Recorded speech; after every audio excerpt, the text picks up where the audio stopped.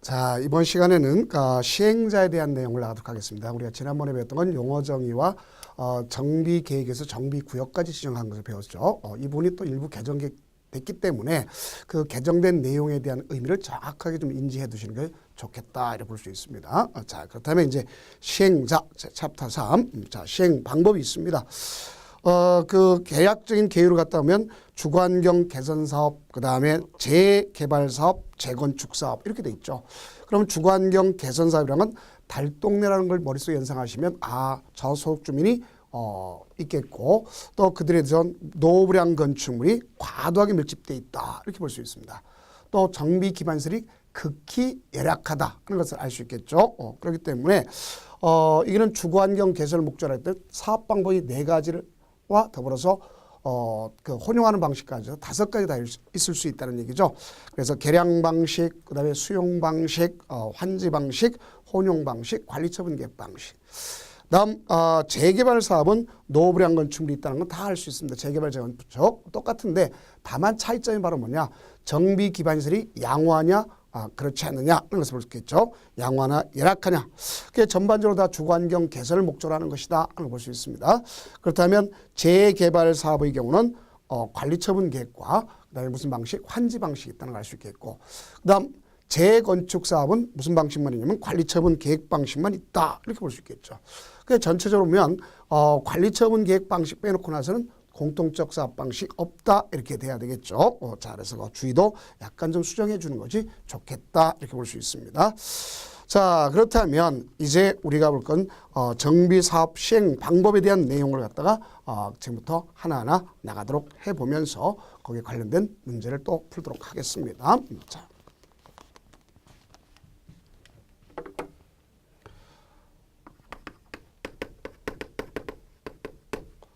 우선 주거 환경 개선 사업의 경우는 몇 가지가 있느냐? 5가지 방식이 있다 그랬죠. 전부 또는 일부를 수용할 수도 있겠고 또 나가서 강제적으로 교환 분합할 수 있는 땅에 대한 것에 대한 할 수 있는 환지 방식이 있겠고요. 그 다음 이걸 갖다가 둘 다 혼용할 수 있는 혼용 방식이 있고 스스로 그 계량하는 계량 방식이 있을 수 있겠고요.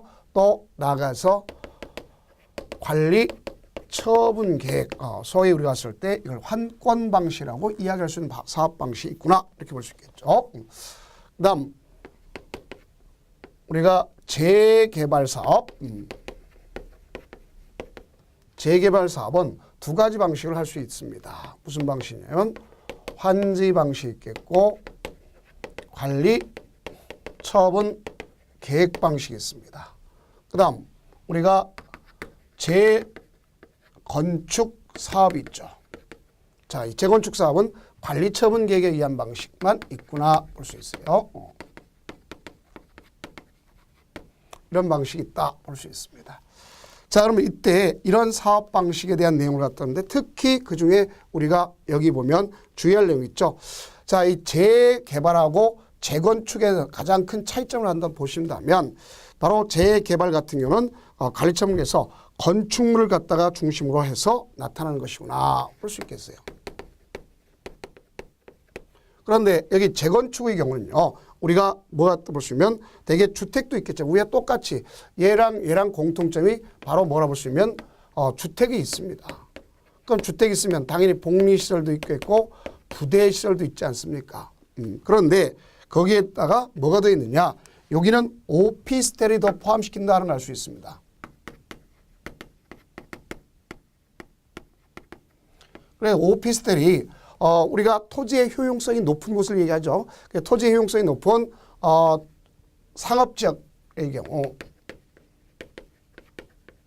또 우리가 준주거지역 같은 데서 볼 수가 있겠죠. 자, 그럴 때는 대개 오피스텔을 갖다가 할 수 있습니다. 그래서 건축법상에는 오피스텔을 지을 수 있다. 그럼 그 오피스텔은 얼마 정도로 지을 수 있느냐? 그랬을 때 전체에서 토지의 효용성이 높은 상업지역과 준주거지역에서 30% 이내 범위 내에서 할 수 있다. 그래서 이런 것들이 시험 문제 출제될 수 있다면 대상 지역과 몇 %냐 하는 것이 나올 수 있습니다. 그래서 그 내용을 정리해 주시면 되겠다 이렇게 볼 수 있습니다. 자, 이쯤 하면 거기 나와 있는 기출 체크를 갖다 보시면 되겠네요. 도시 및 주거환경 정비법령상 정비사업의 시행 방식으로 허용되지 않는 것은 그랬습니다. 인가받은 관리처분기에 따라 주택, 부대, 복리, 오피스텔 건설해서 공급하는 방법과 환지 방식으로 공급하는 혼용 방식을 하는 재주택 재건축. 자, 과거의 기출문제지만 여기는 분명히 틀렸음을 알 수 있겠죠. 왜? 재건축의 경우는 관리처분계획 하나 방식뿐이 없습니다. 그래서 1번 틀렸죠. 2번 정비구 일부를 수용하여서 주택을 건설하는 후 토지 등 소유자에게 우선 공급하는 방법과 환지로 공급하는 혼용 방식, 주거환경 개선 사업에는 혼용 방식 다 이루어질 수 있다는 걸 알 수 있겠죠. 그다음 3번 정비구역 전부를 수용해서 주택을 건설한 후 토지 등 소유자 우선해서 공급하는 방식 있을 수 있겠죠. 그다음 인가받은 관리처분기에 따라 주택 및 부대, 복리, 오피스텔 자 이를 갖다 하기 위해서 나타나는 것으로서 뭐가 있을 수 있냐? 재건축 사업을 해놨습니다. 자, 이거는 이제 요 4번도 오늘날 이제 문제가 될 수 있겠죠. 그래서 이게 이제 기출 문제이기 때문에 오늘날 이렇게 응용하지는 않습니다. 그래서 우리가 4번도 역시 문제가 있을 수 있다는 걸 알 수 있겠죠. 자, 관리처분계획은 맞지만 거기에 오피스텔이라는 말 자체가 들어가서는 안 되는 거다 알 수 있습니다. 그다음 환지로 공급하는 방식, 재개발 방식 할 수 있겠죠. 그래서 약간 응용됐더라도 1번은 완전히 틀렸다는 걸 잘 아시면 되겠고요. 그다음 4번은 약간의 그 의미가 있지만 그래도 방법에는 맞았다 이렇게 보시면 되겠습니다. 자, 다음 이제 시행자가 문제가 되겠죠.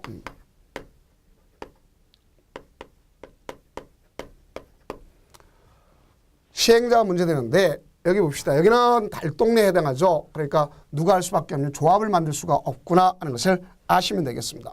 여기는 조합이 없다 하는 것을 꼭 인식해둬야 되겠죠.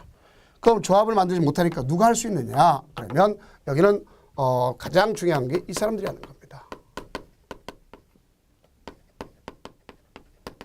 시장군수가 직접 한다든가 아니면 주택공사 등을 통해서 하게 할 수 있는 방법이 있습니다. 자, 그러면 우리가 중요한 것 중에 그중에 이제 계량 방식이다 하는 걸 볼 수 있겠죠. 자, 계량 방식은 누가 직접 할 거냐? 요 방식 중에서 계량 방식은 이들이 기반시설을 갖다 직접 설치해 주지 않습니까? 그죠? 그러면 여기는 시장군수가 직접 하고 자, 그다음에 안 되면 요걸 시켜서 주택공사 등을 할 수 있죠. 주공 등이라는 건 주택공사와 지방공사를 갖다 이야기하는 것이다. 볼 수 있습니다. 그럼 요때는 이 계량 방식을 할 때는 얼마 동의가 있으느냐? 자, 과반수의 동의를 얻어야 되는 걸 알 수 있습니다. 그래서 공람공을 현재 토지 등 소유자의 과반수의 동의를 얻어서 할 수가 있는 것이 바로 계량 방식의 경우다. 끝났죠. 그럼 나머지의 수용, 환지 또 우리가 관리처분계획 방식에 의한다. 그러면 여기 있는 이 나머지 방식은 뭐에 의할 거냐? 환지라 수용이라든가 관리처분계획 혼용 빼놓고 나서 자, 이 세 가지에 대해서는 누가 하는 것이 원칙이냐 하는 것을 아셔야 되겠죠. 자, 이거는 시장군수가 역시 직접 하든가 아니면 이들이 직접 하는 걸 볼 수 있겠죠. 자, 그래서 우리가 시장군수 등이라고 해서는 구청장까지 다 포함시켜서 하는 겁니다. 그래서 이들이 직접 할 수도 있겠고 또 여기 보면 이 사람들이 정해주는 사람이 할 수 있죠. 그럼 정해주는 건 누구누가 할 수 있느냐? 가서 주택공사 등이 있겠고요. 또 공동출자 법인이 있을 수 있습니다.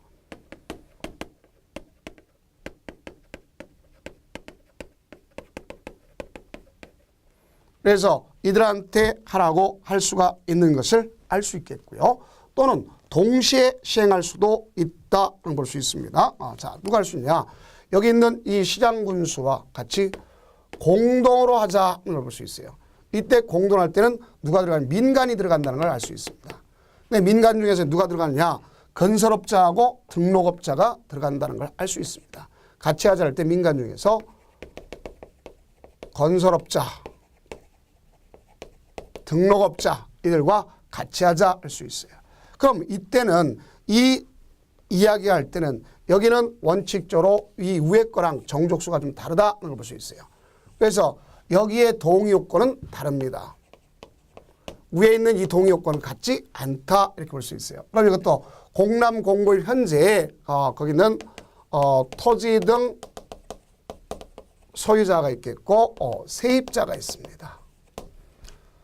그래서 토지 등 소유자가 있는데 이 사람들에 대해서 얼마까지 가져갈 수 있냐 그러면 3분의 2 이상 동의와 세입자의 과반수의 동의를 얻도록 돼 있다 이렇게 볼 수 있습니다. 그런데 이 중에 여기에 있는 이 세입자가 토지 등 소유자의 2분의 1 이하다 그러면 얻지 않을 수도 있어요. 누구? 세입자의 동의를 얻지 않을 수 있어요. 또는 거기에다가 임대주택 등 같은 것을 갖다 해놨다든가 뭐 계량 방식 당연히 필요가 없겠고요. 이런 방식이었다면 굳이 할 필요가 없다 이렇게 볼 수 있습니다. 자, 다음 뭐가 있다고 볼 수 있냐면 그 다음에 여기 보면 천재지변 등 긴급하다 그러면 이 동의 자체를 갖다 얻지 않아도 된다 하는 것을 아시면 되겠습니다.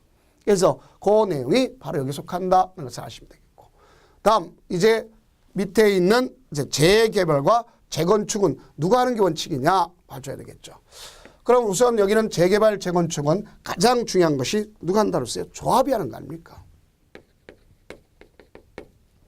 위에는 조합을 만들지 못하지만 여기 재개발과 그 재건축 사업은 조합이 하는 것이 원칙이다 볼 수 있습니다. 그럼 조합이 하게 되면 그 조합원의 과반수의 동의를 얻어서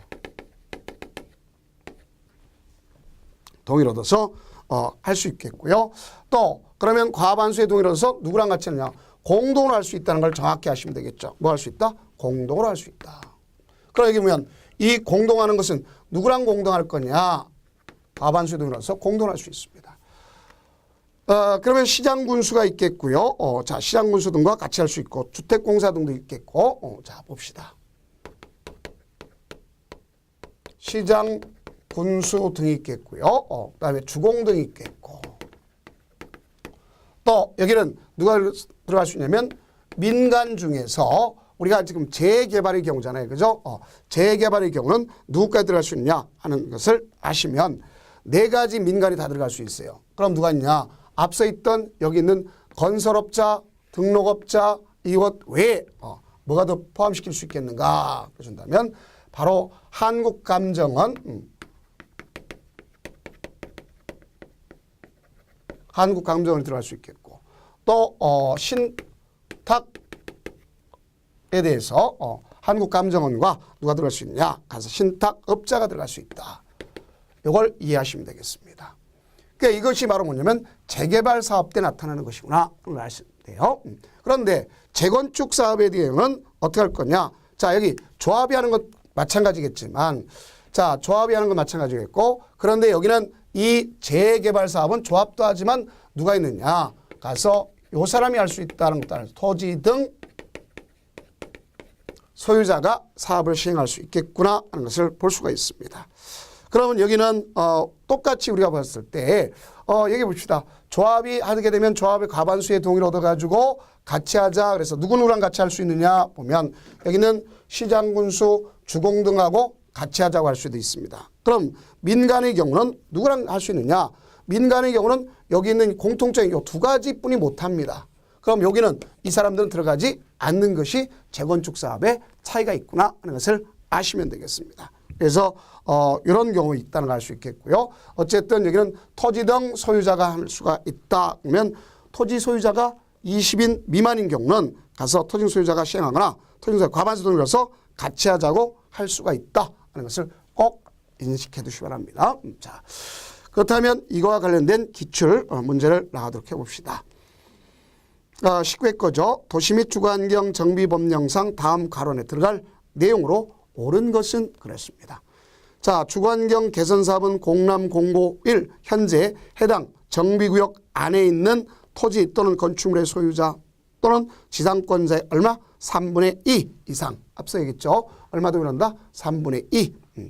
그다음에 세입자의 얼마 필요하다? 과반수. 그런데 여기 있는 사람이 이 자체가 2분의 1 이하이면 얻지 아니할 수 있다는 걸 알 수 있지 않습니까? 그래서 대통령이 정하는 사유가 있는 경우 세입자의 동의 절차를 거치지 아니할 수 있다는 거 꼭 이해하시면 되겠죠. 자, 다음.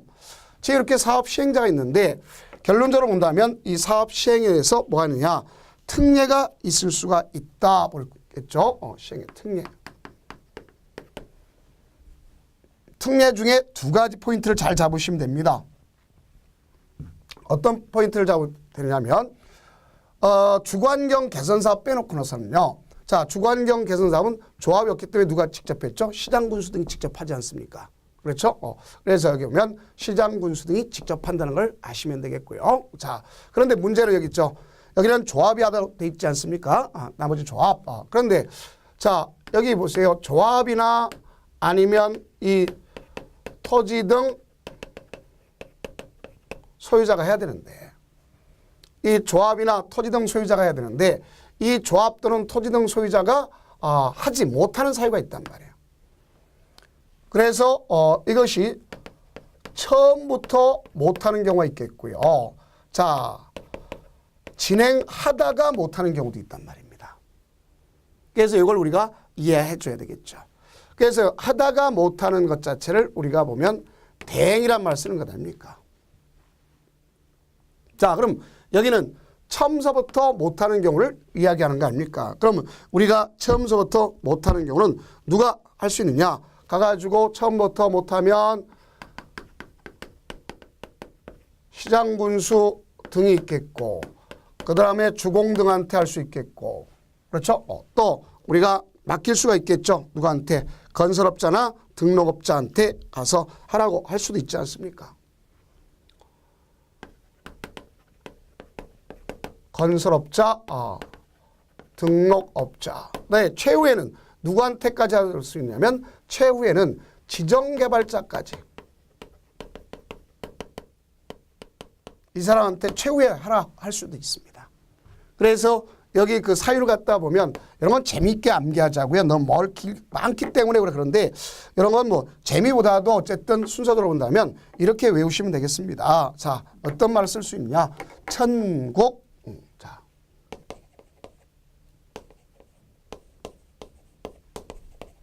매치순 두세병 요청 동의 이런 형태로 가져오면 됩니다. 그래서 여기 보면 어떤 경우가 여기에 해당할 수 있느냐 할 때 천재지변 등에 의한 거. 그 다음 국공유지에 대해서 가져갈 수 있겠죠. 그다음에 매는 필요 없겠고 자, 여기 바로 뭐라고 할 수 있느냐. 여기 보세요. 천재지변 등이라고 하는 건 1번에 있겠죠. 자, 1번 천재지변 이렇게 있고 그 다음에 국이라고 하는 경우는 어디서 있을 수 있느냐 그러면 8번에 있지 않습니까. 국공유지에 대해서 그 면적의 2분의 1 이상 토지 등 소유자에 대해서 가져는 게 7번 얘기죠. 국공유지에 대해서 나타나면 국공유지와 주공 등이 소유한 토지를 갖다 합한 면적이 전체 면적의 얼마? 2분의 1 이상. 여기 바로 시험지 출제됐던 겁니다. 그래서 이런 경우가 있겠고요. 취라고 하는 것은 사업 시행계획 자체가 사업 시행 인가가 취소된 6번을 갖다 보시면 되겠죠. 그 다음 5번에 보면 뭐예요? 선진 방식은 순환정비 사업 방식이 있겠죠. 그래서 정비구역 안과 바깥에 있는 걸 갖다 하는 겁니다. 그래서 우리가 대표적으로 보면 이 정비구역이 있다. 그러면 여기를 과거에 나눠서 했지만 안 되니까 정비구역 안도 있겠지만 바깥에도 할 수 있어요. 그래서 여기를 갖다 이쪽에다 이주하고 여기를 개발하고 다시 이쪽으로 간다든가 아니면 여기를 분양받아도 되는 방식을 무슨 방식이라고 볼 수 있다? 바로 소위 순환 방식이다 이렇게 볼 수 있습니다. 그다음에 여기는 시장군수 등한테 그 구성 승인을 받은 날부터 가져가는 것이 있겠고 여기는 2번에 있습니다. 그러니까 2번에 보면 정비사업 시행 예정일부터 2년 이내 몇 년 이내 2년 이내 사업 시행 인가 신청하지 아니하거나 또 그 인가 내용이 위법부당하다. 근데 위법부당한데 여기는 재건축의 경우는 해당하지 않는 것을 잘 아시면 되겠습니다. 재건축 사업은 제외된다 하는 것을 아시면 되겠죠. 자, 다음 여기 있는 3이라는 것은 바로 거기 있는 3번을 갖다 우리가 이야기합니다. 그래서 그 구성이 됐으면 3년 내 조합 설립 인가 또 조합 설립 인가 또 인가 받았지만 가서 3년 내 뭘 갖다 해야 되겠어요? 조합설 인가등록 3년 이내에 가서 정확하게 사업시행 인가를 신청해야 된다는 걸 알 수 있겠죠. 자, 그것이 여기입니다. 그 다음 나가서 네 번째는 지방자치단체가 병행하고 있는 사업이 있다. 그러면 그 병행하는 사업의 경우는 당연히 처음부터 누가 할 수 있냐? 지방자치단체 등이 할 수가 있는 거 아닙니까? 그다음에 이거는 우리가 앞서 8번에 있던 것처럼 여기는 정족수가 다릅니다. 면적하고 토지 등 소유자를 비교해 봤을 때 면적의 2분의 1이요. 2분의 1 이상. 그다음에 총수의 3분의 2. 되게 면적의 3분의 1, 총수의 2분의 1 이렇게 가장 많이 쓰는데 여기는 정족수가 뒤집어졌어요. 면적의 2분의 1과 총수의 3분의 2 이런 형태가 되더라 볼 수 있습니다. 자, 그다음에 이게 동의란 말 썼는데 동의는 제일 9번째 있는 것으로서 뭐가 있느냐면 재개발, 재건축 사업의 경우에서 신탁업자를 갖다가 시행자로 지정하는 것에 대해서 동의했을 경우는 거기에 따라간다 이렇게 볼 수 있습니다. 앞에 주택자 붙인 건 주택은 다 없애버리면 됩니다. 그거는 그렇다고 해서 뭐 내용 전체가 잘못됐다고 볼 수는 없습니다. 이건 개정되면서 나오니까 우리가 조금 더 마음을 열어두시고 가져가면 되겠습니다. 자, 그럼 이쯤 하면 그 기출 문제를 갖다 보니까 나왔죠. 도시 및 주거환경 정비법령상 군수가 직접 재개발 사업을 시행하는 사유에 해당하지 않는 것 그랬습니다. 그럼 지금 여기는 천공 매치순 두세병 요청의 내용으로서 옳지 않은 걸 고르라 이런 거랑 마찬가지겠죠. 그런 당의 구역 안에 토지 면적의 2분의 1 이상 동의와 토지 소유자 등의 3분의 1 이상 해서 직접 요청하더라. 면적의 2분의 1, 총수의 3분의 2. 맞죠? 그 다음 국공유지에 대해서 얼마? 2분의 1 이상 그래야 되겠죠. 3분의 1 이상이 아니라 2분의 1 이상 그래야 되겠습니다. 그래서 2번이 역시 틀렸음을 알 수 있네요. 그 다음 순환정비 사업 방식 있죠. 그 다음에 천재지변 등 있죠. 만약 이런 것은 최후에 나중에 누구한테도 할 수 있다. 천재지변과 인연이라든가 알겠죠? 가서 보면 자, 이런 경우는 누구한테 줄 수 있냐면 신탁해서 동의했다. 그러면 이천 동의는 바로 지정개발자한테 갈 수도 있다 하는 것도 꼭 이해해 두시기 바랍니다. 자, 그래서 그 틀린 내용은 2번이 틀렸다 하는 것을 알 수 있겠죠. 자, 그다음에 이제 누가 할 수 있느냐? 가서 여기 하다가 못할 경우에 대한 관점이라 최종적으로 누구한테 가는 거? 지정개발자한테 가는 것이 거기 나오지 않습니까? 그래서 시장군수들은 지정 재개발 재건축 사업의 경우에서 토지 등 소유자 또는 우리가 신탁업자 지정개발자라고 하는 걸 그들한테 시행할 수 있다. 그래서 천재지변 등이 있겠고 그다음 국공유지에 대해서 가져가는 관점이 아니라 여기 보세요. 2년 내 가서 사업시행인가 신청하니까 그 자체가 위협하다든가 하는 걸 볼 수 있겠죠. 다만 거기 경우는 뭐는 제외됐어요? 재건축 사업은 제외다 하는 것을 아시면 되겠죠. 그 다음 여기는 신탁업자가 동의한 경우가 있겠죠. 자, 이래야 됩니다. 그럼 지정개발자라는 것은 일정한 요건을 갖추고 있어야 되겠죠. 요건이 바로 뭐냐?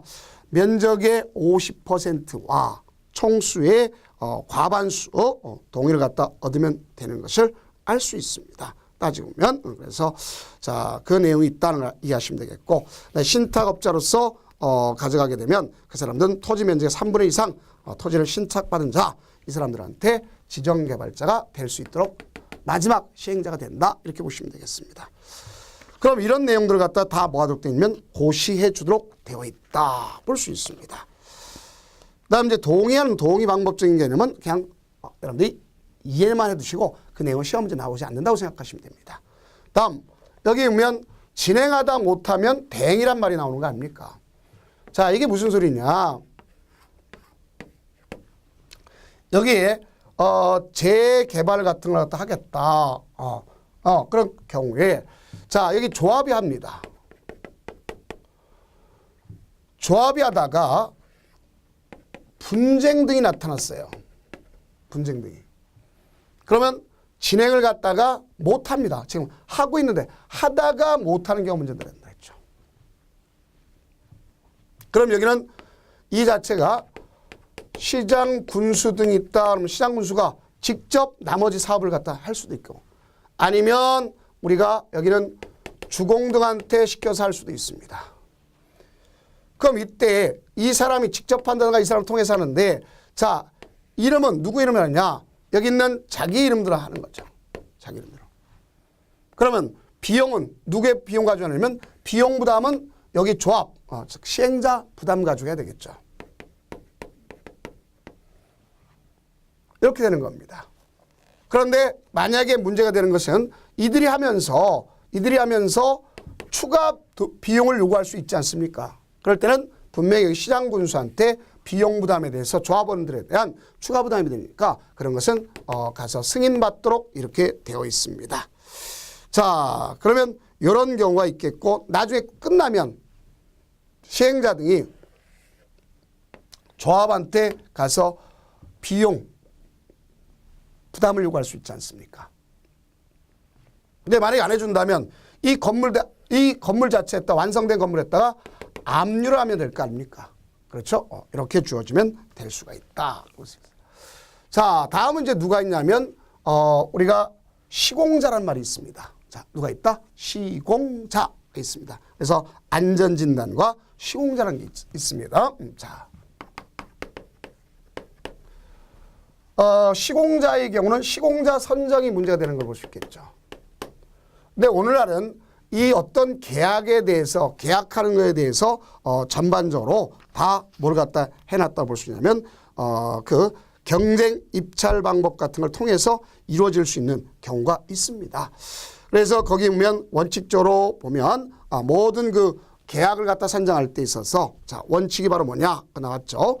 추진위원장 사업 시행자를 체결하려면 일반 경쟁에 붙여야 된다. 그래서 이 시공자 선정도 원칙적으로 일반 경쟁 입찰하도록 하는 것이 정확한 표현입니다.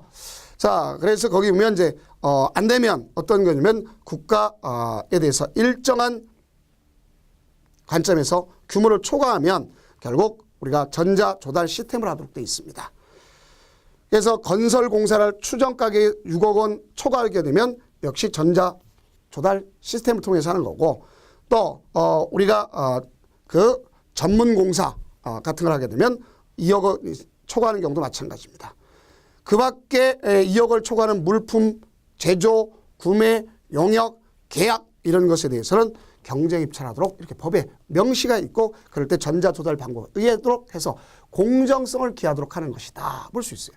이게 왜 그러냐. 잘못하면 리베이트 받아가지고 여러 가지 뭐가 있으면 알 수 있냐면 비리가 이루어질 수 있는 거 아닙니까? 그렇기 때문에 이렇게 돼 있고 다만 계약 규모, 재난 발생 등으로 인해서 입찰 참가자를 지명해서 경쟁에 붙이거나 수의계약할 수 있는 경우도 있다 그랬습니다. 그 수의계약적인 측면에 있는 내용들이 밑에 있는 겁니다. 그것까지 이렇게 상세하게 할 필요는 없겠지만 어쨌든 이 시공자를 선정하게 되면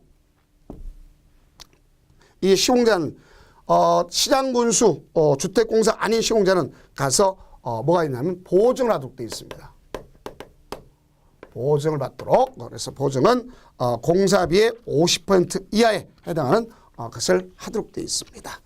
자, 그러면 분명히 이들은 이런 관점에서 비리가 돼서는 안 되니까 한마디로 뭐가 있어요? 행위 제한을 갖다 해놨죠. 금품, 향후 같은 거 갖다 기타의 여러 가지 제공받거나 거기에 대해서 제3자를 통해서 받게 된 행위를 갖다 한단 말이에요. 그럼 이런 경우는 결론적으로 5억 자, 일반적 형태가 되는 게 아니라 그 자체 돈에 대한 관점에 상관없이 5년 이하의 징역 5천만 원 이하의 벌금에 처하도록 되어 있다. 이렇게 보시면 되겠습니다.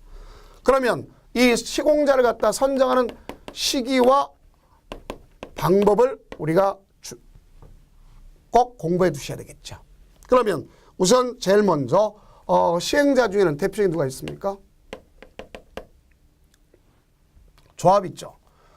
그 우리 조합은 어떻게 하도록 되어 있느냐를 아셔야 되겠죠. 조합 설립 인가 이후에 총회에서 가서 하도록 되어 있죠.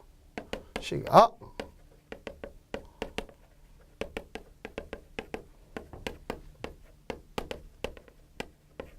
총회에서 하도록 되어 있습니다. 그래서 이 총회에 따라서 결론적으로 경쟁 입찰 방법하고 안 되면 수의계약에 의한 방법 그중에서 2회 이상 경쟁 입찰했는데 그게 안 됐다. 그러면 결국 우리가 갔을 때 유찰이 됐다라면 수의계약할 수가 있다 하는 걸 볼 수 있습니다. 그래서 여기는 경쟁 입찰 방법이 가장 대표적이다 볼 수 있겠죠.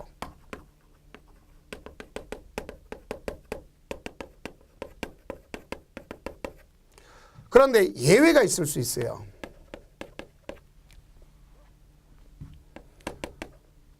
거기 있는 경우에 누가 있느냐. 자, 중요한 것이 있죠. 조합원이 100명 이하인 경우는 100명 이하다. 그럼 여기는 정관이 정하는 방법에 따라서 할 수가 있다. 그런 것도 아시기 바랍니다. 100명 이하는 무슨 방법? 정관이 정하는 방법에 따라서 할 수가 있구나 하는 것을 아시면 되겠습니다. 자, 다음 누가 있냐면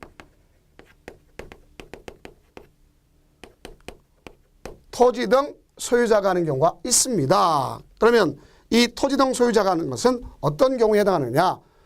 우리가 재개발 사업의 경우죠. 자, 그래서 우리가 재개발 사업. 그러면 여기 있는 그 재개발 사업인데 토지 등 소유가 직접 할 수 있는 거 아닙니까? 그러면 이와 같은 토지 등 소유자가 직접 하게 되는 경우에는 자, 가장 중요 포인트가 되는 것이 있겠죠. 자, 뭐가 있느냐? 여기는 규약이 정하는데 그 시기가 바로 언제냐 하는 것을 아셔야 되겠죠. 자, 이거는 사업 시행 인가받은 이후에 하는구나.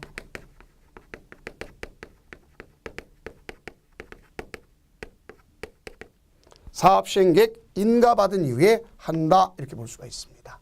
자, 이게 여기 가장 대표적이다 볼 수 있어요. 규약이 정한다는 가장 중요 포인트다 하는 것을 아시면 되겠고, 마지막으로 자, 시장 군수 등이 한다. 자, 시장 군수 등은 여기 보세요. 이들이 해야 되는데 못하겠다 이럴 경우에 마지막으로서 시행자 지정 고시 이후에 시행자를 갖다 지정 고시한 이후에 할 수 있다고 볼 수 있는 거 아닙니까? 그래서 여기도 마찬가지 아닙니까? 경쟁 입찰 수의계약 방법을 따라가도록 돼 있겠고, 아니면 거기 있는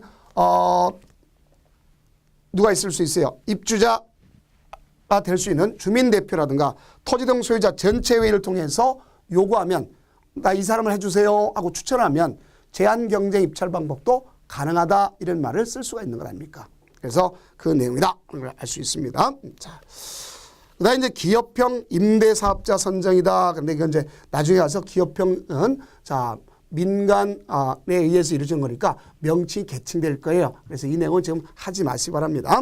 자, 그렇다면 거기 있는 기출문제를 한번 보도록 해봅시다. 자, 26회 때 것이죠. 도시 및 주거환경 정비법령상 도시환경 정비사업의 시공자 선정에 관한 설명으로 틀린 것은 그랬습니다. 1번 토지 등 소유자가 사업을 시행하는 경우 경쟁 입찰 방법으로 시공자를 갖다 선정해야 한다. 그렇습니다. 자, 분명히 틀렸죠. 여기 봐요. 토지 등 소유자가 하면 재개발 사업을 할 경우 사업 시행 인가고시 이후에 규약이 정하는 방법에 따라서 하도록 되어 있는 거 아닙니까? 뭐가 정하는 방법? 규약이 정하는 방법에 따라서 한다. 이래 줘야 되겠죠. 그 다음 2번 군수가 직접 정비사업을 시행하는 경우 군수는 주민대표회가 경쟁 입찰 방법에 따라 추천한 자를 시공자로 선정한다. 맞죠? 제한적으로 할 수 있습니다. 다음 주민대표회가 시공자를 추천할 입찰 방식으로 일반 경쟁 입찰, 제한 경쟁 입찰 또는 지명 입찰. 당연히 맞죠. 조합원이 100명 이하인 경우는 자, 뭐 했어요? 총회에서 뭐가 정하는 방법? 정관이 정하는 방법 가지고 할 수 있다. 맞죠? 다음 5번에 보면 사업 시행자는 선정된 시공자와 공사에 관한 계획을 체결할 때는 기존 건축물의 철거 공사 당연히 뭐 같이 포함하도록 되어 있다 하는 것을 아시면 되겠죠. 자, 그래서 정답 자체가 1번이구나 하는 걸 볼 수 있습니다. 자, 그럼 이 중에 또 하나 우리가 또 중요하게 된 것 중에 하나가 뭐냐? 재건축 사업을 위해서는요, 정비 계획을 갖다 입안해야 되겠다. 이럴 경우에 뭐가 필요하면 안전진단이 이루어져야 된다 하는 것을 꼭 아시면 되겠습니다. 그래서 그 안전진단에 관한 사항만 한번 정리를 해 보도록 합시다. 자, 우리가 안전진단에 관한 사항입니다. 안전진단. 그럼 안전진단은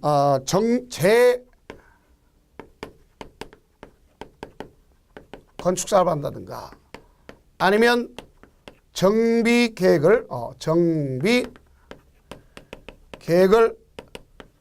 입안에서 정비구역을 지정할 때는 당연히 뭐가 있어야 되는 걸 알 수 있어요? 안전진단이 must 실시가 돼야 되는 것을 알 수가 있습니다. 그럼 여기 보면 이렇게 되면 누가 하는 것이 원칙이냐? 제일 먼저 이 안전진단을 위반한다 그러면 누가 하겠죠? 그냥 정확히 쓸게요. 그냥 시장군수 등이라고 쓰면 되겠습니다. 근데 이제 이걸 갖다가 우리가 뭐라 하냐? 정비계획 위반권자 보면 되겠죠.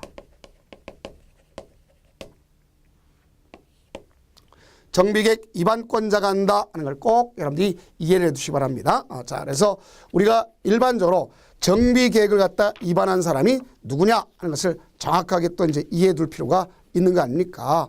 그래서 여기는 뭐가 될 수 있어요? 우리가 특별자치시장, 자치도지사, 그다음에 시장, 군수, 주공 등, 아니, 시장, 군수, 구청장 등 그랬죠. 그래서 여기다가 그냥 편하게 앞에 걸 빼놓고서 그냥 이렇게 했습니다. 여기 군수 등이라고 하는 경우는 군수와 군수 등이라는 건 여기 누가 포함시킨다? 우리가 두 가지가 있던 것을 알 수 있겠죠. 누가 있어요? 구청장 등까지 포함시키는 거죠. 자, 그럼 이걸 다시 한번 정리해 보면 이런 얘기 되는 겁니다.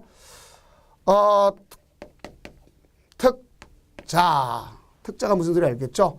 특별자치도, 또 특별자치시, 자, 특자시, 도도 당연히 여기 포함시키는 것을 알 수가 있습니다. 그래서 여기 요도 포함시키고, 그러니까 한마디로 특별시, 광역시를 얘기하는 게 아니라 특별자치도, 자치시 이걸 얘기하는 거예요. 그러니까 결국 제주도와 세종시를 얘기한다고 볼 수 있어요.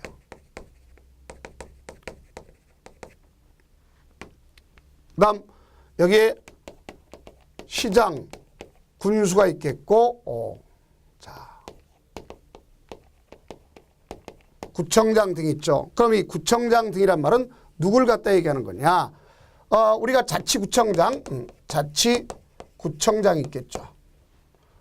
예를 들어서 서울특별시에 있는 구청장, 그렇죠? 자치구청장. 또 그럼 인천에도 자치구가 있지만 인천에 같은 여기에 뭐가 있냐? 광역시에 군수가 있잖아요. 그래서 옹진군수, 강화군수, 기장군수, 이런 달성군수 이런 사람들이 포함하기 위해서 나온 게 구청장 등이다. 그래서 위반권자를 갖다가 제가 편하게 그냥 여기 이렇게 써도 되지만 위반권자로 할게요. 위반권자는 반드시 뭐 해야 되겠어요? 하는 것을 원칙으로 한다 이렇게 보시면 되겠죠. 그런데 이들이 해야 되는데도 불구하고 일정 기간이 지났으면 자 봐요. 정비 계획에서 정비구를 지정하도록 돼 있는데 그 기간이 1년 넘게 경과가 돼 버렸어요. 그러면 누가 해야 될 거냐? 위반해야 되는데 그 기간이 넘겼다면 가서 여기는 요청할 거 아닙니까? 그렇죠? 그래서 누가 요청할 수 있으면 토지 등 소유자가 우리 이것 좀 해주세요 하고 요청을 할 거 아닙니까? 여기 보면 바로 그겁니다. 그래서 토지 등 소유자가 요청할 수 있어요. 그러니까 이때 이 사람들은 동의 요건을 갖다 갖춰야 되는 걸 알 수 있죠. 특별한 사유가 없는 한 우리가 10분의 1 이상 동의다 하는 것을 좀 이해하시면 되겠습니다. 그래서 요청을 할 수 있는 것들이 바로 이렇게 돼요. 그럼 나중에 여기 보세요. 비용 부담이 되겠죠. 여기는 위반권자가 직접 하는 거지만 여기는 요청을 했으면 이 요청한 자가 비용을 부담하도록 하는 것이다. 그것도 아시면 되겠죠. 자, 다음은 이제 이렇게 해서 요청을 했지 않습니까? 그러면 요청한 데부터 30일 이내 국토교통장관이 정하는 바에 따라 안전진단 실시 여부를 요청인에게 통보해 주는 것을 알 수 있겠죠. 자, 다음 안전진단 재실시가 있습니다. 무슨 소리냐?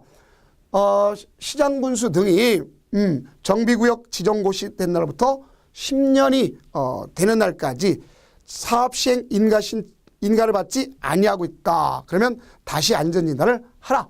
일정한 요건을 갖춘 경우에 할 수 있습니다.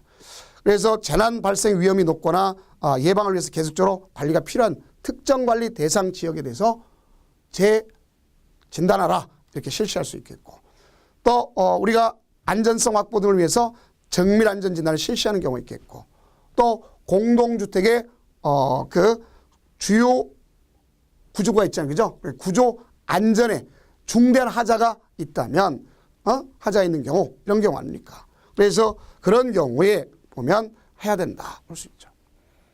자, 그러면 안전진단 구분은 크게 두 가지가 있습니다. 뭐 어떤 안전이 있냐면 우리가 구조에 관련된 구조 안전성 평가라는 것이 있겠죠. 그래서 구조 기능적 결함이 있는지 없는지 따지는 걸 얘기하는 거고, 또 하나는 자 주거 환경 중심 평가가 있습니다. 그래서 노후불량 건축물의 대상이 되는 주거 환경의 편리성, 또 우리가 거주의 쾌적성을 중심으로 평가하는 두 가지가 있습니다. 자, 그런데 이제 안전진단을 이렇게 하도록 돼 있지만, 제가 일단 머스트라고 돼 있지만, 이 머스트 중에서도 뭐가 있느냐? 생략이 되는 경우 있어요. 그래서 안전진단 대상에서 제외가 된다. 그러면 왜냐하면 우리가 재건축 사업의 경우 그 정비구역 안에 있는 모든 건축물을 안전진단을 해야 되지만, 그러나 그중에 아니 되는 것이 있다면 어떤 경우냐? 우리가 그냥 편하게 외우자고요. 천사기도라고 우리끼리 좀 약속을 하자고요. 천사기도. 이게 또 시험지 출제되었던 내용이기도 합니다. 그러면 천이라는 것은 뭘 갖다 천재지변 등으로 해서 주택이 붕괴되어 신속히 재건축을 해야 될 필요가 있다. 그러면 당연히 거기에 대해서 뭐가 필요하겠죠? 아, 우리 이거 해야 됩니다 하는 거랑 마찬가지 아닙니까? 그러면 그럴 경우에 무조건 하는 게 아니라 시장군수가 인정이 돼야 돼요. 그래서 천재지변 등에서 있다면 시장군수 인정. 4라는 것은 역시 또 뭐를 갖다 보시면 주택의 구조 안전이 문제돼서 사용금지가 필요하다고 시장군수구청장이 역시 인정을 해줘야 되는 거예요. 천사. 기라고 하는 것은 여러분들 모르냐? 소위 정비구역 내 도로 등 기반시설의 설치를 위한 토지 위에 건물이 있다. 그건 어차피 철거해야 될 거 아닙니까? 그럼 안전진단할 필요가 없다 이런 얘기겠죠. 그다음에 도, 그래서 천사, 기, 또 우리가 봤을 때 뭐냐? 기준을 이미 초과했다. 그래서 순서를 제가 뒤바꿨더라도 이해해 주시기 바랍니다. 천사, 기도. 그래서 여러분들 교재의 경우에 237페이지 오면 안전진단 제외라고 해서 그 천, 나의 사용금지 4, 기준을 총잡한 나머지 건물은 할 필요가 없겠고, 도라는 건 정비구역 내 도로 등 뭐가 있어요? 기반시설 설치를 위한 토지 위의 건축물 어차피 철거될 거 아닙니까? 그걸 기준점으로 삼았다 이렇게 보시면 되겠습니다. 자, 다음은 이렇게 안전진단 했지 않습니까? 그러면 거기에 안전진단 결과만 하는 게 아니라 안전진단했다가 또 거기에 지역 계획 알겠죠? 그래서 우리가 이런 것을 모두 종합해 가지고 도시계획 지역 여건을 종합적으로 검토해서 정비계획 수립, 소위 입안, 그다음에 재건축 시행 여부를 결정하도록 되어 있다 이렇게 보시면 되겠습니다. 자, 다음은 이제 안전진단 결과의 적정성 여부가 문제될 수 있어요. 그래서 시장군수 등은 그걸 갖다가 누구한테? 시도지사한테 가서 안전진단 결과에 대한 보고서를 제출하도록 법에 되어 있습니다. 그 보게 되면 구청장은 또 시도한테 가서 야, 그것 좀 가져오세요 하고 요청할 수 있어요. 근데 문제는 국토장관이 요구하는 게 아니라 시도사가 시장군수 등한테 자, 이거 좀 정비계획 수립이라든가 이 재건축 사업의 그 시행에 대한 것을 뭐 할 수 있어요? 잘못되었다면 시정조치를 요구할 수 있는 겁니다. 그러니까 이때 이 시정조치를 요구하는데 거기에 따른 특별한 사유가 없는 한 응하도록 법에 명시가 되어 있다 이렇게 볼 수 있습니다. 자, 그럼 이거와 관련되어 있는 문제를 갖다 한번 풀어보도록 해봅시다. 그래서 그 내용 가지고 이제 또 뒤에 이어서 나가도록 하겠습니다. 자, 도시 및 주거환경 정비법령상 자, 재건축 사업의 안전진단에 관한 설명으로 옳은 것 그랬습니다. 안전진단 실시를 요청한다. 자, 요청을 얼마 정도 했죠? 10분의 1이라고 그랬지 않습니까? 그래서 우리가 봤을 때 10분의 1 이상 가지고 하는 것이다. 그런 것을 볼 수 있겠죠. 그래서 틀렸고요. 그다음 2번 보면 주택의 구조 안전상 사용금지가 필요하다고 시장군수가 인정할 때는 안전진단을 실시하지 않으냐는 걸 생략하는 거죠. 생략. 그다음 3번 시설물의 안전관리에 관한 특별법에 의한 한국시설안전공단은 재건축 사업의 안전진단을 할 수 있다. 맞죠? 당연히 그들한테 시킬 수 있는 거예요. 전문기관이니까. 천재지변 등 주택이 붕괴되어 신속히 재건축을 추천할 재건축을 추진할 필요가 있다고 시장군수가 인정할 경우 이건 아니할 수 있는 거죠. 자, 그래서 잘못됐습니다. 아니할 수 있는 거고. 그다음에 시장군수가 수익자의 부담 원칙에 따라 안전 진단에 드는 비용을 원칙으로 부담하지 않는다. 아닙니다.